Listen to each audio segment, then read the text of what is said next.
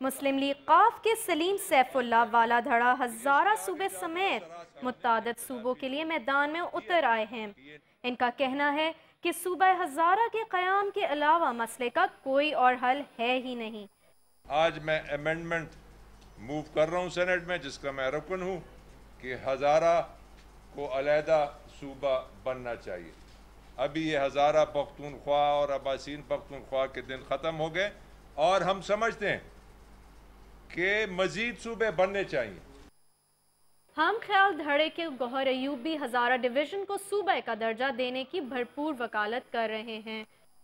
یہ خطہ ہمیشہ بالکل جیوگرافیکل انٹیٹی رہا ہے، یہ ایک بہت پاورفل صوبہ رہا ہے۔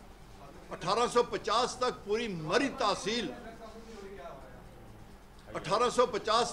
مری تحصیل جو سی وہ ہزارے کا حصہ تھا۔ انگریزوں نے اس 250 گاؤں کاٹ کے پنڈی کے ساتھ لگا دیا۔ ابھی جس سے بھی بات کریں ہزارے میں کہ جی سینٹ میں یہ بات ہو رہی ہے، کوئی نام پیچھے کر دیں گے، ہزارہ پختونخوا کر دیں گے، کوئی ماننے کے لیے تیار نہیں۔ کوئی لیڈر اس چیز کو سیل نہیں کر سکتا علاقے میں۔ ایک ہی آواز ابھی ہے کہ ہزارہ جو انسا ہے وہ صوبہ بنے۔ چودھری برادران والے دھڑے نے یہ کہہ کے طبلِ جنگ بجا دیا ہے کہ صوبہ سرحد کے حصے بخرے کرنے کی بھرپور مزاحمت کی جائے گی۔ کہ آگ کو بجھانا ہے، آگ کو بھڑکانا نہیں۔ جو بیانات آ رہے ہیں حکومتی سطح کے دوسرے لوگوں سے، وہ آگ کو بھڑکا رہے ہیں، وہ جان کے وہ یہ لسانی اور صوبائیت کی وہ اس میں بو آ رہی ہے، اس کو ہم مذمت کرتے ہیں۔